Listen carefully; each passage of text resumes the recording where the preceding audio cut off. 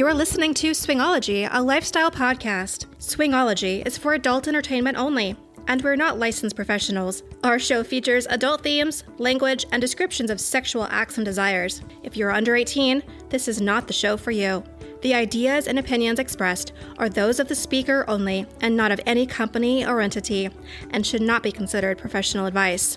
Now, let's stimulate your mind.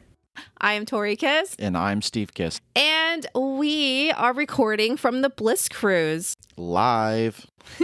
And so for the next couple of days, we're going to record what it's like each day on the Bliss Cruise. And the whole idea behind this is so we don't forget information, because there's so many activities and people to meet and things to do, and we don't want to forget anything. Even just the first day that we've experienced so far, if I hadn't have written notes down at all the meal times, we would have forgotten things already. So honestly, I don't even know where to start. Babe, can you start us off? I mean, I think we should start with waking up in our hotel room.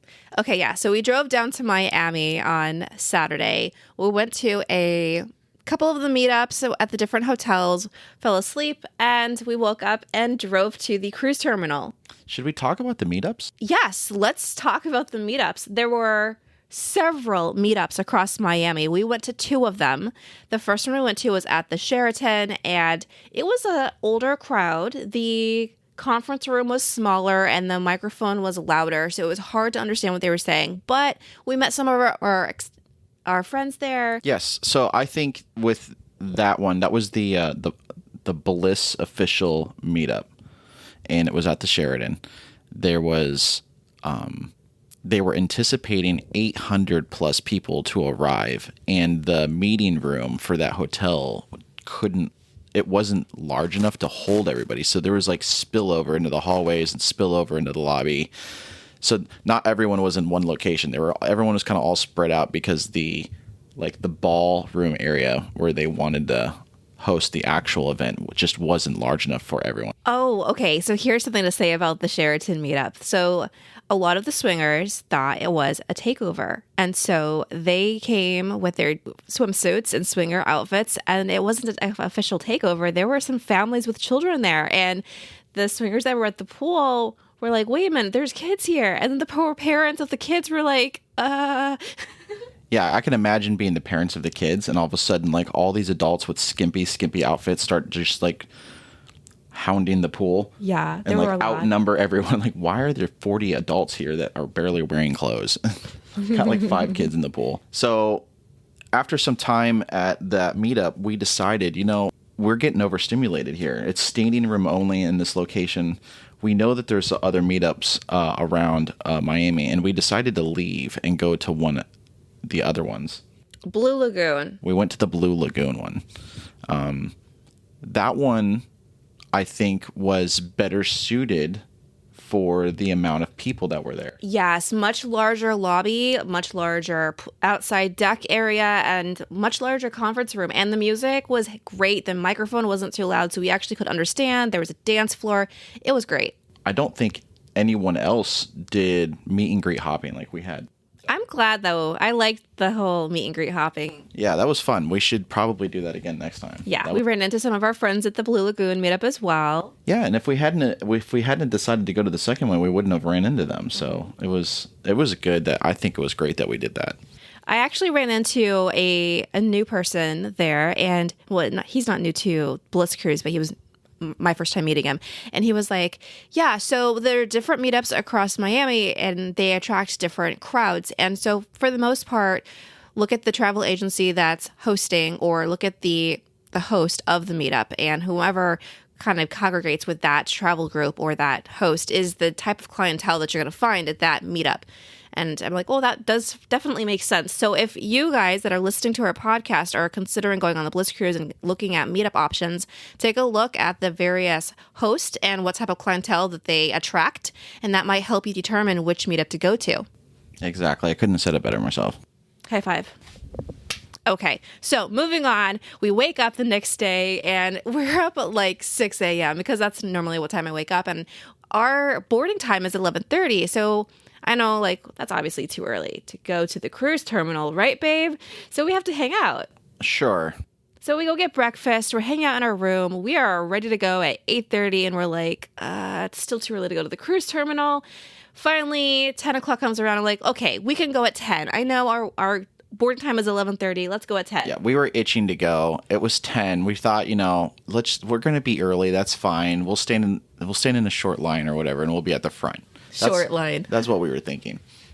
So parking was a breeze. We just pull right in.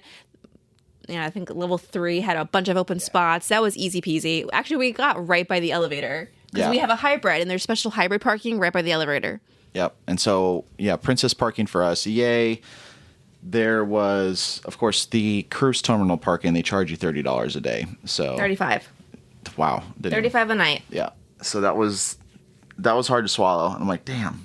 Maybe we should have done a little bit of pre-planning and then Ubered over from a different parking lot. I don't know. But once you're pulled in, there's no exit area. It's you're paying $35. You can't reverse. There's no exit. Yeah. That's it. You're done. There's no U-turn spot. You're in the lane. You're doing this.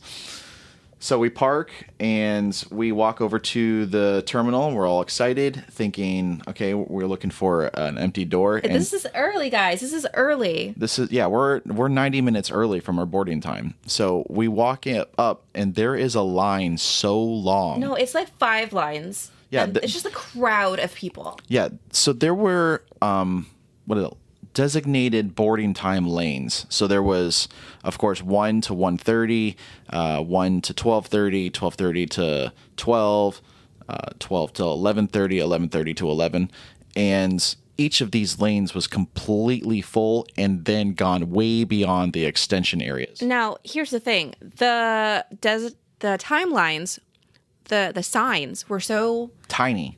I didn't even know they were there. I was just seeing faces and people and baggage and a whole bunch of crowd. I was thinking, okay, well, we have to get to the end of this line. I was thinking it was one big, massive line. I didn't realize it was 5 not many lines, but 5 lines. It looked like one massive line, 7 people wide by the time you got to the end of it, because at the end of the line, there was no guarding rails, there was no ropes, there was no nothing. So it just looked like one mass of line. But as you got closer and you finally got to the sorting area, they were designated time frames, and we were in the exact wrong time frame. Yeah, we were by the far. latest. We had the earliest time slot for us to board, but the line that we accidentally chose was the latest time slot. Yeah. Oops. We realized as one of the lines were moving and the other ones were, we were like, why is that line moving and we're not? And then we went and asked someone, and they're like, "Oh, well, that line over there is for the 11:30 boarding time." The 11, and that's us. And so by the time we realized that line, you couldn't even see the end of it. It was do we really want to exit our line and then get to the end of that line, or just stay in this one? You know? So it's at the grocery store, the checkout lines. That one's going faster, and we move over there, and then that one's moving faster. And we didn't want to be stuck in that sort of situation. Thankfully, we were crossing over to that line, and we saw a friend, and we just did the whole hug hello thing, and then we just kind of stuck with them, and no one said anything. But once we got inside, it was so super fast. We showed our boarding passes, our passports. We went through baggage claim super fast. Boarded the ship again super fast. And then when we tried to come to our our cabin, the hallways were blocked off, and they said the cabins will be available after 1 p.m. So we're holding 3 carry-on bags between the two of us. I have my purse, and I have a duffel bag, and then you had a duffel bag and the drinks. Yeah, so it was 3 bags. And so from 11:45-ish, maybe 12. We finally got on at about 11:45, yeah. So it was about 11:45 to 1. We were like, okay, we need to occupy ourselves. So we went to we went to the muster station first. We checked into that. That was very easy and simple. Took all a few minutes. And then we went to lunch. We went to one of the dining rooms. Windjammer Cafe. Most of the people on the ship, I think, went to that location. At this point, the Windjammer Cafe was not overly crowded. There was definitely some empty tables, so we got lucky there. It was interesting. Everyone was dumping their luggage and carry-on bags over at the first few tables. I didn't notice that. Yeah, the first few tables didn't even have people sitting in them. It was just baggage. And I was like, wow, that's a lot of baggage. People must be just chilling here waiting for their rooms to become available. Yeah. It was a buffet. It was amazing. My eyes were kind of bigger than the plate kind of situation. I ate a lot. But that was your biggest meal of the day. Yeah, for sure. And I overate, if anything. I definitely knew I overate. And I was feeling stuffed afterward. And then carrying all that baggage around the ship while we tried to explore a little bit. It was a lot. So you took some notes about the day one. Are there anything on the notes at this point that we should start to talk about? So one of the locations that we went to while we waited for a room to become available is my wife went to the spa and got a tour of the spa location. Yes. So I personally love, if anyone has cruised on Celebrity Cruises or Royal Caribbean, I can't vouch for the other cruise lines because I haven't traveled with them yet. But at the spa, there is a little, I call it a sanctuary, but I think they call it Vitality at Sea. And it's a tucked away little spa area that has heated beds, steam room, sauna, and like a rainforest type of shower. And it's just a place that limited number of people can go if you pay the extra fee. And it's to get away from the hustle and bustle of the cruise ship and relax and unwind. And so I'm easily overstimulated. So I knew going into this cruise that I would want that depending on the price point, because sometimes they overprice it. And so I took a tour of the spa and was able to sign up for that. And another benefit of having that access is that you have access to the larger showers. So if you don't really like the tiny little bathrooms in your cabin or the tiny little showers in your cabin, well, you could just take your shower goodies, your soaps and whatnot, take it with you to Vitality Spa and use their giant showers and get all pramped for formal night there. That's my plan.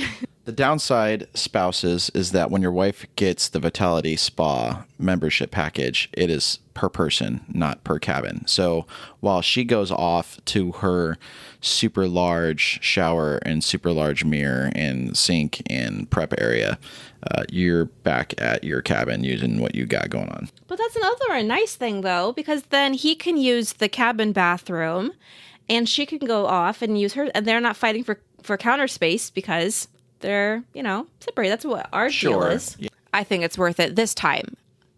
I personally have a budget, like in my head, like if it's $200, I don't want to spend $200, but if it's $100, I definitely want to get it for $100. But what's the middle ground? So we had this conversation on Friday or Saturday. Yeah, we did. And I was like, babe, just do your thing. Don't worry about the price. And then she said that, she wouldn't feel good if it was a certain amount. Yeah. And then it was right in the middle between the 2 points. Yep. She ended up getting it. But it changes all the time. So on this cruise, it was $150 for the week. And I'm like, okay, that's worth it, in my opinion, because I overstimulate easily. So that's definitely worth it to have that security, that escape, that location to go to, plus the bigger shower for getting prepped. Yeah. So after I did the tour at the spa, what did we do then?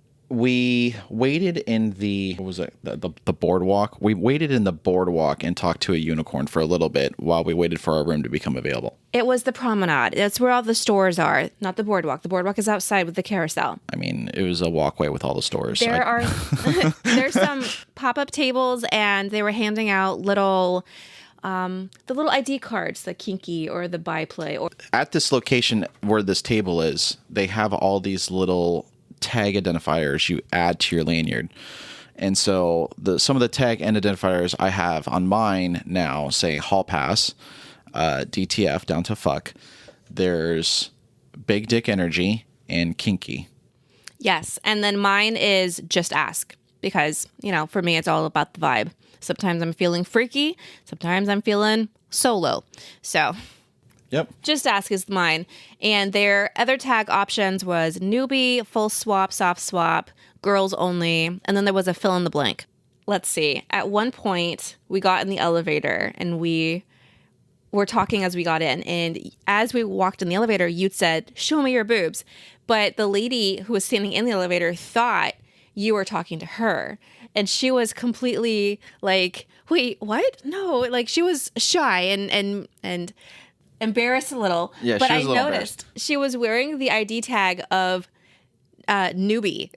So yeah. Poor girl. Well, a little more to that story is that the theme night was professors and teachers and students. High school flashback. Yeah, high school flashback. Yes, thank you.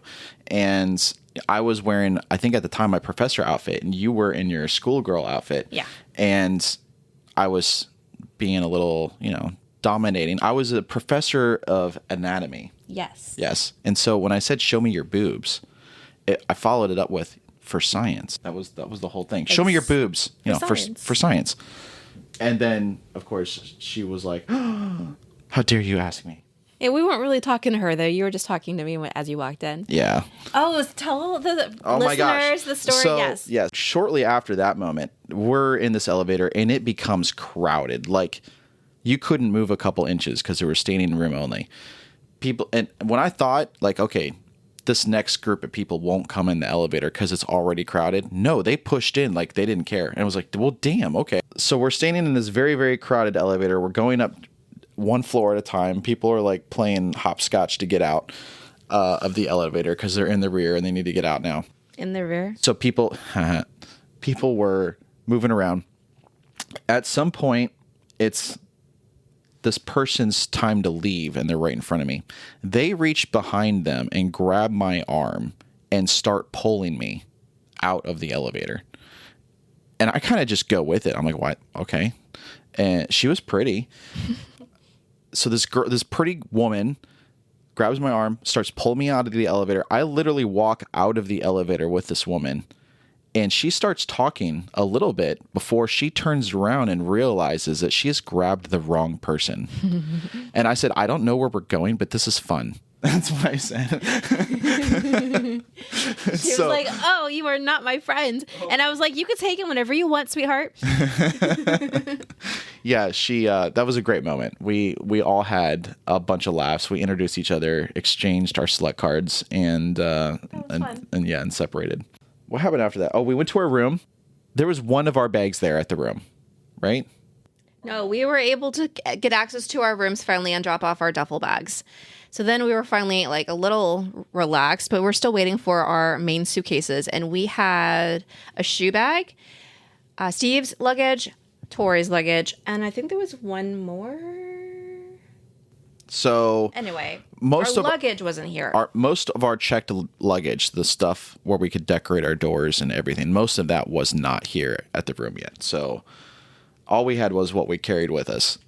We went to a couple meet and greets while we waited for our baggage to arrive. Met some people. Some of these people were amazing, like great. Sometimes when you meet a couple and you're like, these are amazing people, but I probably am not going to play with them.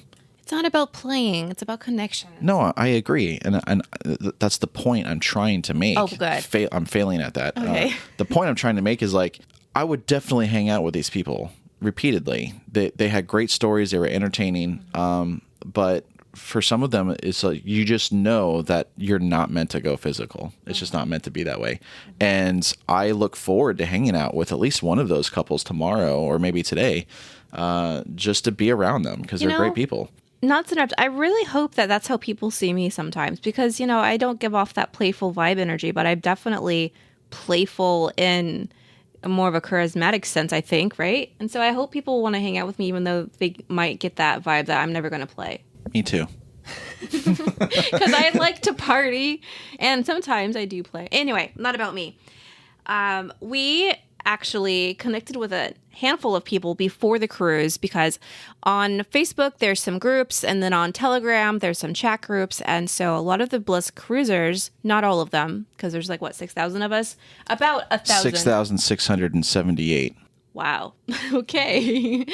About a third of that number are on various chat apps, so we could connect before the cruise. So you actually and we've been kind of diving into that before the cruise to gear up and see who we can meet. Right. So there's a few Symphony of the Seas chat groups, and I think the one that was probably the favorite chat group was the Telegram one, because even the Facebook ones, someone would send like a topless photo, and then the admins would get like a notice, any more nude photos and you guys are going to get banned. And really? Oh yeah. Wow. Facebook was just the worst. Like you can't use Facebook for any kind of like adult fun, nothing. So, but I thought there was nudie pictures on the chat. They came out and the admins were like, listen, you guys got to stop with these photos. We're going to get banned, blah, blah, blah. Wow. That chat group exists and there are conversations that happen there, but I think the entertaining the group was definitely in Telegram. Telegram had by far the largest members. The most interesting conversations were happening over there.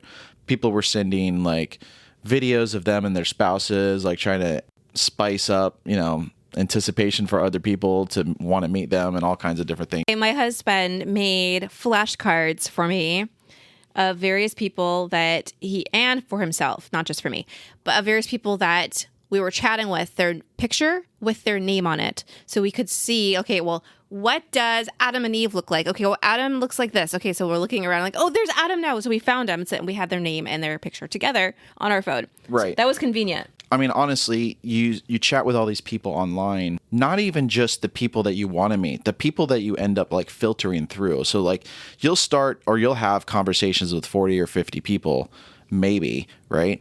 And over time, you realize, yeah, they're not going to be our vibe. Online, you're not going to be the vibe. So the conversation just kind of fades away and you allow it to fade away.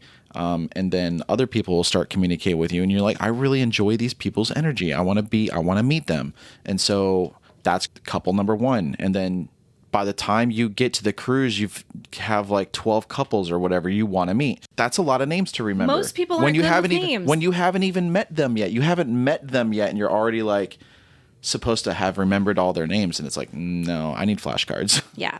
And so Steve and I have name necklaces that we wear to most play meetups and to most LS events.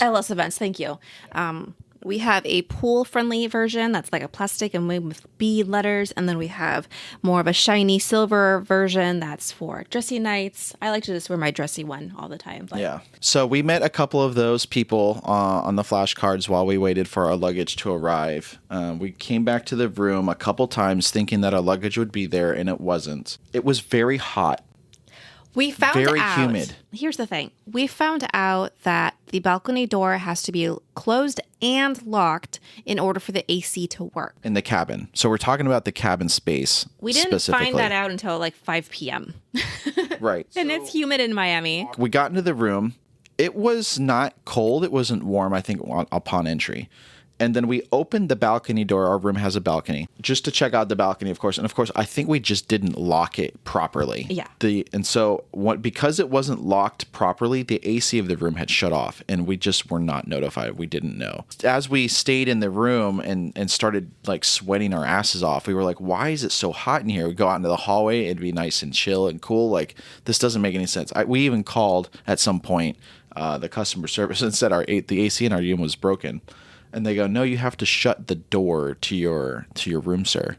And like they spoke to you like a child, like the people like, no, sir, you have to shut the door and you have to lock it. Once you lock it, the AC will turn on. Here's another thing about balcony doors, because you guys are learning lessons from us, so don't make the same mistakes that we made.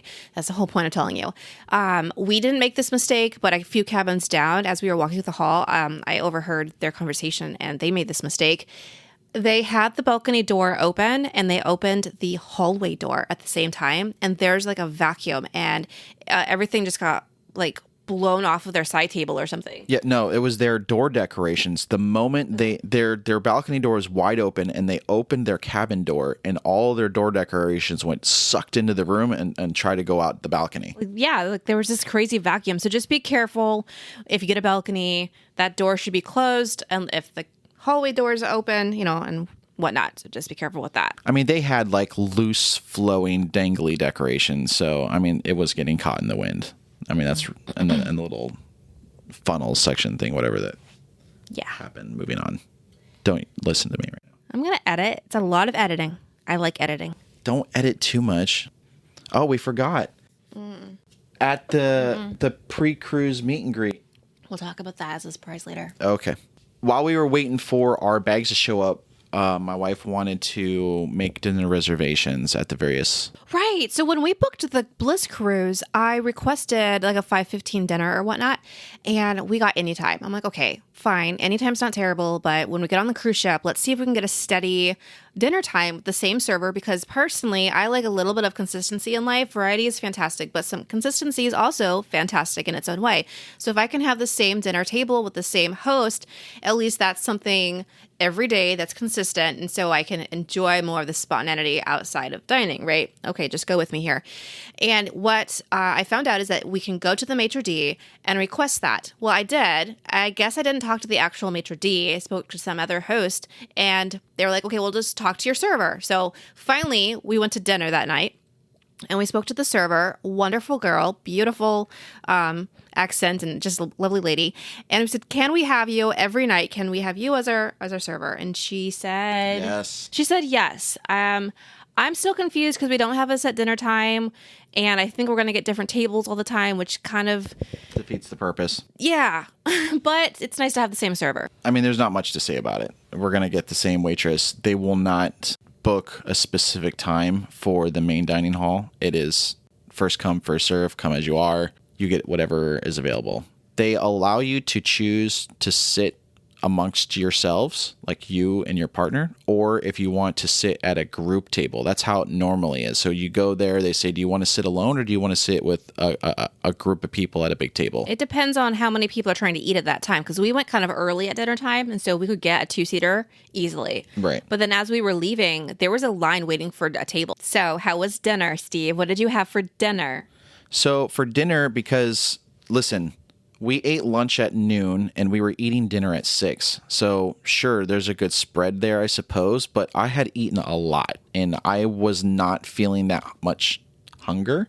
And I was anticipating a lot of play with a particular couple that evening. I was just kind of like, I don't want to eat a full meal right now. I'm about to be like engaging in a lot of physical activity. So let me kind of keep it light. So I had Caesar salad with the grilled chicken, and That's it. That was it. You even had not even a full biscuit. Like the bread that they pulled out, you took like a little corner. Yeah. I mean, I wasn't that hungry to start. And then on top of that, I was prepping my body for an adventurous evening. And you know what? Thank God I did, because To be continued on that one. The story is amazing. Hang tight with us because he's going to get to that story. I haven't heard it yet. We made this deal where if we separate at night, and yeah, we separated last night, but that's okay. If we separate at night, we'll tell each other about it on the microphone. So you guys are going to get the first response out of our spouses about what we did. Yeah, that's exciting. So I don't know what my wife did last night, and she doesn't know what I did last night. Okay, so about food, because we're jumping. Right. When it came to the lunch, I only had fruit. I didn't want to eat a bunch of food because we were carrying bags around. I was walking around a lot, and I had just literally downed a Red Bull in the line. So I didn't want to eat a lot of food. So I just had fruit. But by the time dinner came, I was starving. Like I was ready to eat at 4:00. I was so hungry. So I had escargot in butter and garlic, and it was so yummy and so amazing. I had 2 of the biscuits that they had with the cheese baked on top. It was so yummy and so delicious. And then what did I have? I think spaghetti bolognese or something. And a little bit of the chocolate cake. I didn't really eat much of that, but it was okay. Yeah, and I remember trying some of that. It kind of reminded me of a version of tiramisu, Boston chocolate cake. There was a hint of clove in it. That was yummy. That was good. Yes. So then we came back to the room. Our luggage was here. We unpacked. Finally, our luggage arrived after dinner. We took showers, and that felt amazing. Oh my God. So yeah, once we got back, we took showers. The showers was great because we were sticky and sweaty with humidity and the heat of the room, and we took cool showers, and that totally reset our mindset and reset like, I feel fresh. So then we put on our schoolgirl outfit and professor outfit, and we took video. So if you don't follow me on TikTok, go to TikTok and search Tori Kist. I think the handle is at Tori Kist.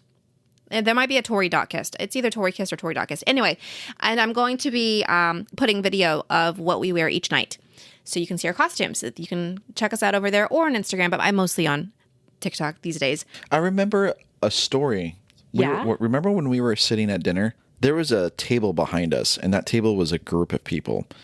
And yes, I do. It didn't take long during our dinner to realize that there was only one person at that table talking, and everyone else was there's a storyteller at that table. You know, I must say, though, if you're listening to this and that might be you, I like those people because I like to listen.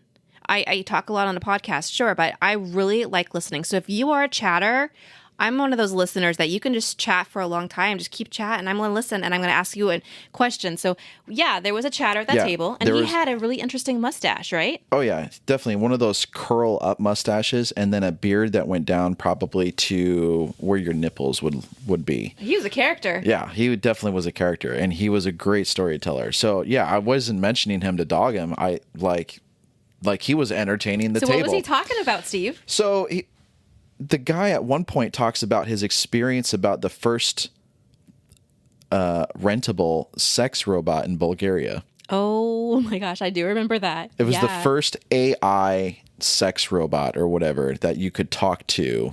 Can you imagine? Like what? Putting your penis in a sex robot? No, I can't. Ouch. I just, no, like not even, I'm sure it's not ouch. I'm sure there's some level of physical pleasure there, but like, I just can't imagine like, that doesn't do anything for me. It just doesn't. We're not kink shaming at all. No, that's true. Yeah. I mean, can you imagine fingering it? Like, I wonder if it's wet inside. It has I'm sure to be. it is. It has to be wet inside. What's interesting is I would love to see the AI sex robot and like just ask it questions. What do you mean? If it's an AI would you robot, ask it? What do you do for a living? Have sex. I'm not living. I'm plugged in. That's true. It wouldn't say I'm living. I mean, you got me there. But I mean, I would just have fun with it. You're going to have fun with a sex robot? Damn it. No. Yes, but in my own way. Do it, babe. I'm going to cook queen this one. Anyway, I think it just would be interesting to ask it like questions and see what prompts it would come up with. And then like, sure, listen to it, like maybe try to turn you on or something. All right. So let's go to Bulgaria and find it. Jesus. No, I'm good. All right. So what's next on our notes list? We had agreed to go after dinner. There was the under 40s meet and greet. Right. Under 45. Yep. Under 45 meet and greet. So we went there. On this particular meet and greet, I had been chatting with a few of the couples in the chat groups, and I thought it would be a great idea to tell everyone like, hey, listen, we're going to be at this meet and greet. Why don't you meet us there? Mm-hmm. Okay. So we had 3 couples that went to this meet and greet specifically to meet us. Well, I think they were under 45. They were going to see who's there. And that one couple that sat to my right, they were looking for other friends too, but they were with us for a while. Yeah. So there was one couple there that was specifically there to see us. Okay. And they got a little grr that other people were getting involved. Oh. In fact, they got so grr about it that they essentially blocked us. They blocked from us. Communication. Oh, no. The first couple that sat down with us. Oh, that's unfortunate. It's okay. Hey, I thought I was being a good friend to like, merrier. Yeah, introduce, like, even if you couldn't vibe with us, there's other people here. Let me introduce you to other people. Like, isn't that what the lifestyle's about? Honestly, when they left the table, I thought it was because she had drank too much. There had been some of that. And there's more to that story, and I'll share with you. Off mic. Yeah, off the mic. So the last couple that came and sat down with us at that meet and greet is actually... No, wait. Before we go into the story. So me and my wife had agreed that at some point, if we wanted to, we could split off and separate. And I don't know what my wife did, and she doesn't know what I did so far. But I said, how was your night? And she said, my night was okay. And she asked me how my night was. I said it was fucking amazing. And so based on that response alone, I want you to go first and tell me your night before I go into my story. I wasn't there yet, but okay, I guess I'll skip what I was about to say. Okay. So I'm with this last couple at the meet and greet. You say, I'm going to go to the room and get ibuprofen or something. Yes. So I'm going to go to the room and put a patch behind my ear for the That's waves. That's what it was. There's some waves. I'm not feeling queasy in my stomach, but I don't want to get there, right? So I kind of want to like preventative. Yeah, it was preventative. You were hitting it off. Plus, I was wearing my schoolgirl outfit and the chairs were made of this plasticky pleather material. And so like my thighs kept sticking and I didn't like that feeling. So I wanted to change my clothes. So I come into the room, put on some more comfortable clothes, rest for probably 20 minutes and just kind of decompress. You desensitize. Yeah, that. And I decide, I want to go see if I can find a quiet place to just stargaze and enjoy the breeze, the wind, and be alone, but outside of the cabin, right? And not on the balcony. Like I want to be out in public space so someone can see me and we can talk, but I don't want to be in a crowd, right? So I get, my beach towel in case it's cold. I use that as a blanket and I go outside and I explore the entire ship. I go to the sports deck. It's super, super windy up there. So I'm like, okay, this isn't it. I'm walking around. I find a freaking ice skating rink on this ship. And it was turned. What? Yeah. I found a playroom, but couples only. Even single women cannot go in. So I'm like, okay, well, I found another playroom. Got it. I can't find a place to just sit back and relax. Do you remember on the Celebrity Summit, there was that deck? It wasn't the walking deck, but there was like a deck. I think it was below it. And there was these benches. And it was just, we stared out in the ocean. There was like no one there. Sure. It was the quiet benches. And Right. because it was Secluded. Yeah, it was secluded and it was like indented into the ship a little bit that the wind wasn't affecting. Exactly. I was trying to find a place like that. Couldn't find it. I don't even think that place exists on this ship. Yeah, because there is an area where you can walk on the deck and it's indented, but they turned that into a running track. There's no benches there. Right. So I did walk on the running track, but that they didn't have any benches, like you said. So anyway, I decided to come back to the room and I was going to change my clothes again because I realized I was too comfortable and everyone was getting fancy and still slutty. So I was like, okay, well, let me get changed one more time. And I crashed. So I fell asleep. That was my You came night. back to change and you crashed? I did. Yeah, that sounds like you. That sounds like you. Yeah. So I think I fell asleep at 10:30. Yeah. No, it was you had sent me a message on the cruise app Yeah. at 11:15, 11:20 that you were going to sleep. Okay. There you go. So, but for waking up at 6 a.m. and being travel day, I lasted a long time Sure. because I normally go to sleep at 9 on a regular day. Facts. So, how was your day, Steve? Tell me the juicy details. Okay, so my day was amazing. Without mentioning names, I hung out with the couple. We continued the vibe. They were primarily looking for a hot wife situation. They were newbies, right? They're newbie-ish. They've had several experiences before, so I don't know how newbie you are after several experiences, but they are still within their first year of the lifestyle. That's what I meant, yeah. They were happy to engage me in the chat conversations before we got here. We were doing in-person vibes. I was picking up that she was into me, but she was not. She was one of those people that she's not going to initiate anything. She's waiting for the man to like be a man. She's like me then. Yes, exactly. She was a lot like you. And because I knew you and I know how you are, I took assumptions. Okay. I asked, of course, permission to touch. And she was like, yes, please. Like she had been waiting. There you go. Yeah. At some point, her husband left and got a drink. And I asked her some questions. I was asking her questions about her husband specifically. And I was like, so, tell me a little bit about him. What is he like? What is he not like in terms of play? Does he like to be involved or does he like to just watch? When he gets involved, is there a particular thing that, he enjoys? Because I was trying to I think most people, when they get into these situations, they just focus on the woman and just fuck the woman. But really the husband is there. He's getting something out of it too. Absolutely. And you have to think about him. And so I was taking that moment to see if there's anything I could do to make it better for him while I played with his wife. So we continued to talk. And then at some point it was like, hey, do you want to go explore the playrooms and go check them all out? And I was like, sure, I can go check out the playrooms with you guys. That's fine. We look into the brochure. And as I'm reading the details, I let them know. I was like, listen, we went to the dungeon first. Okay. There was a dungeon on the promenade or on the, not deck 5, but I think it was deck 6. Okay. I thought it was a restaurant, but it wasn't. It was restaurant. And all of a sudden there's a line of people going out the door. And I'm like, what's this place? And there was a bunch of flogging going on inside. And there was a woman being suspended upside down on ropes. Nice. Her head was a couple feet off the ground.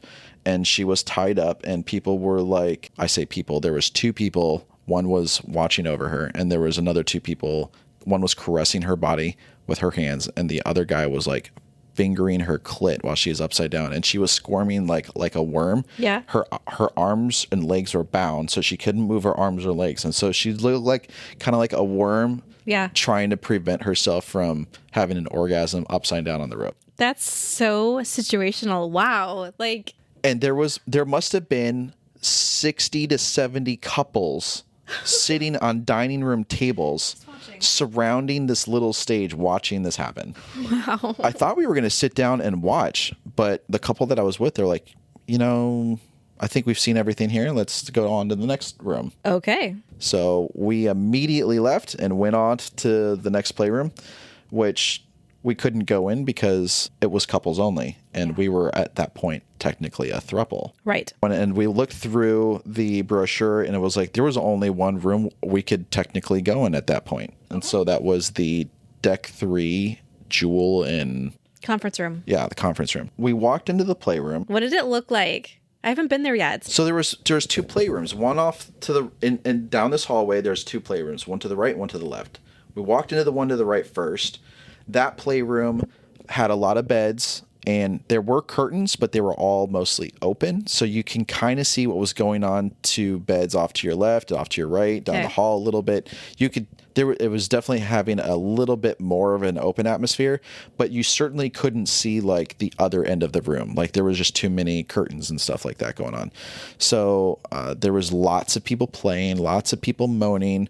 There wasn't too many people watching. In the playrooms, there was some couches. They were all empty. Okay, so it was voyeur friendly, but there wasn't many voyeurs. Yes. Okay. We had done a lap around the entire playroom. While we were doing the lap, I was telling the husband, listen, all right, I told the wife, I was like, listen, I don't know if we're about to engage in play right now, but if we are, I just want to let you know, I have to pee first. Okay. Like I had full bladder syndrome going on right there. I was holding my pee already. And she's like, yeah, me too. So were the bathrooms close by? We exited that playroom.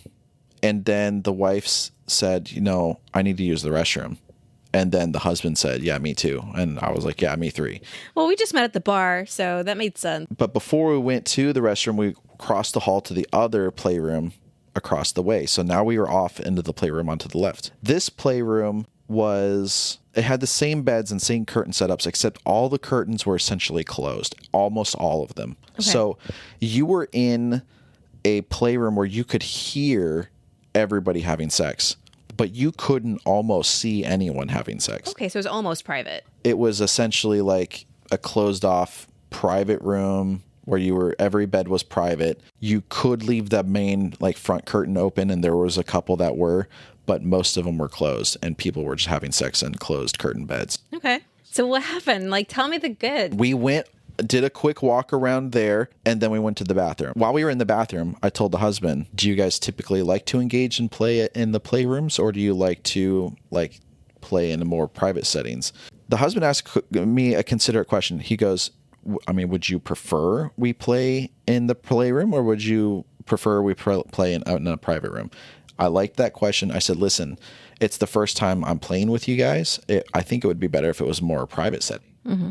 When we went out and met the wife out in the hallway, of course, he's going to ask the wife, do you want to play in the playroom or do you want to play in the private room? And he was going to go with whatever she said. She was sensitive to smells, and she didn't like the smell that one of the playrooms was giving off. And she would just prefer a more private play. So we went off to their room. Okay. Right after that. And their room was? Their room was on that same deck. Oh my God, so convenient. So we literally walked around the corner 5 rooms down, and we're here. And I was like, wait, really? That's even better.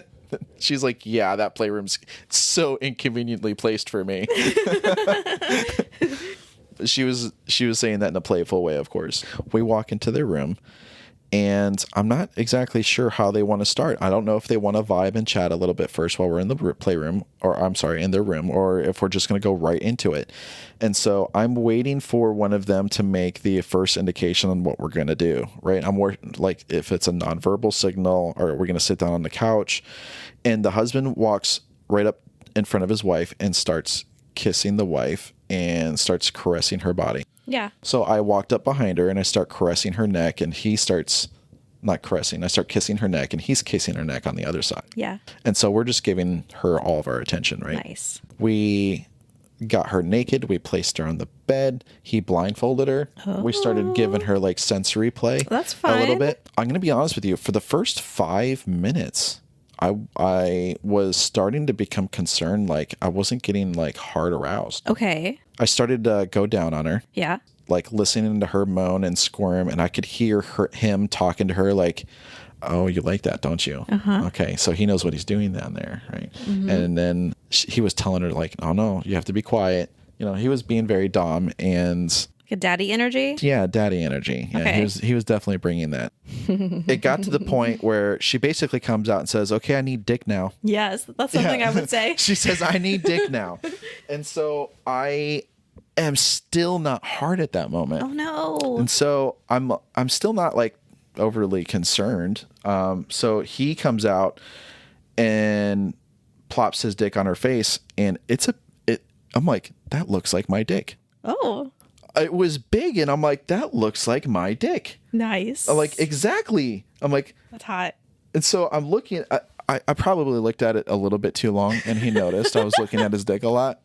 And I think he noticed mine wasn't working at the moment, and I just grabbed the silicone lube because Yeah. I had brought some, and You're welcome. I had applied it, and of course that immediately did the trick. So his dick is in her mouth, and I start inserting, and we start having a great time. We played for like 30 minutes. She squirted all over the place, and then we had to take a break. Yeah. After her squirting, we took a break. We have a conversation we just started talking and had a conversation. It was great. We were laughing, we were joking, we were giggling while we were talking. I was caressing her body. She appreciated that, and we were reminiscing about our recent experience, and then they had listened to one of our podcasts. Yeah, I was about to say, when we met them at the bar, they are listeners, and that's how they found us. So when they came and they said, hey, you're Tori and Steve, and I was like, hi, who are you? And they're like, we listened to your podcast. I was like, oh my God, that's amazing. Like, and we're actually meeting listeners. It inspired me to make more content. I was like so happy. After the break, they had asked, hey, would you like a little double vag penetration? They asked the wife. Ooh, fun. And she was like, yes. And so they asked me, how do we make this happen? Because they had never done it before. Okay. And so I'm like, okay, so usually the longest dick is flat on his back on the bottom. And I was like, logistically, because if she's going to be grinding and moving, Yep. you need the longest tool. Your guys are identical. That's exactly what happened. So we compared dick sizes on top of her face. I love this idea. We compared our dick sizes on top of her face, and I was like, so you have to suck each dick and tell us who's got the bigger Oh dick. my gosh. And so she's like, I don't know, they're so similar. That's fantastic. It was great. And then so I was like, well, baby girl, you got to pick one to jump on. And she's like, I want to ride you. And so I'm like, okay. So I laid down on my back in her puddle of squirt on the bed, by the way. And it was freezing cold. And she mounts me. It was great. She's riding good. And then the husband is like, listen, I'm sorry, I have to watch this for a little bit. Yeah, of course. So his face is like right there, like right where my insertion is into her. And so she's grinding away. He's right there. And he asks, like, is it okay if I touch you? Okay. I was like, sure. He's sticking his fingers into her vagina. Like, I guess it was probably more for preparation, you know, of like getting the area ready. Yeah. His fingers inserted into her vagina adds like another level of like tightness. Yes. That felt pretty good. I'm not going to lie. Yes. I did like that. I mean, I haven't done a good job explaining it in the story, but I was giving her some daddy energy as well. Yes. Okay. And so I'm kind of like controlling her face and neck at this moment. Okay. Like right above me so she can't move. And I was forcing her to make eye contact with me. Okay. While she's still grinding. And she's loving it. Oh, yeah, of course. She's loving every minute of it. And then so he was like, okay, so how do I stick it in now? And I'm like, you have to use my dick as a ramp for your dick and slide your dick inside her. That is so hot. And so he's like, okay. And so he plops his dick down on top of mine and then slides the dick up into her vagina, following my dick as a slide into her. Yeah. Of course, he was long enough. We were able to do it. Yeah. Her facial expressions Yeah. will live in my memory forever. She was giving the best facial expressions, and she was moaning so loud, and she was having the time of her life. Yes. Because she was having the time of her life, that made me like have the time of my life. Oh my God. And then when I started moaning to like how amazing it was, the dude was like, this is the best fucking moment of my life. And he was having the time of his life. And That's so awesome. we were all feeding off each other's like amazing time of our life's energy. And she was like, I'm going to come.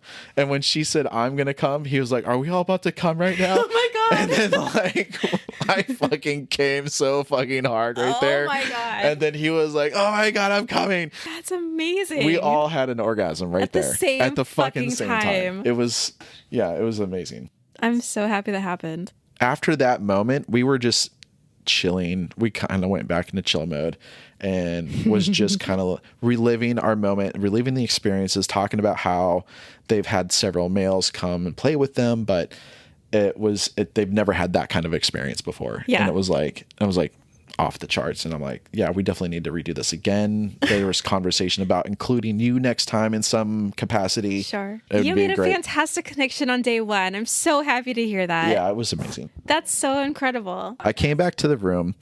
My wife is sleeping in bed, so I have to take a shower because I know that's what she would prefer. So I take a shower. I'm trying to be quiet. I'm not being very successful at being quiet. I'm still awake, so I go out to the balcony and I kind of just chill out there. I see this moonbow, for lack of a better word. I'm like, what the hell is this? It's a moonbow. It was a halo of light that went from horizon to horizon.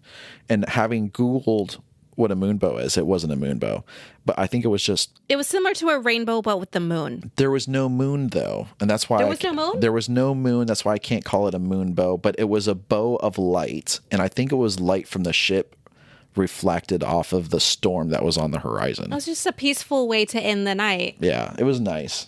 It was very nice. And then you cuddled up in bed and my alarm went off at 6 a.m. because I forgot to turn off my phone alarms. And then I went and got you coffee. Yes, and here we are podcasting about day one. Stay tuned for day two. In 2 weeks, 1st and 15th of every month is when I release a podcast. You're going to hear all about day two. Day two is next. All right, guys. Tune in and stimulate your mind. Stimulate your mind. Thank you so much for listening to Swingology. I'm truly honored to have you as a listener. If you liked what you've heard, consider subscribing to our podcast or connecting with us on social media. The links can be found with the episode show notes. This is Tori Kist, reminding you to stimulate your mind.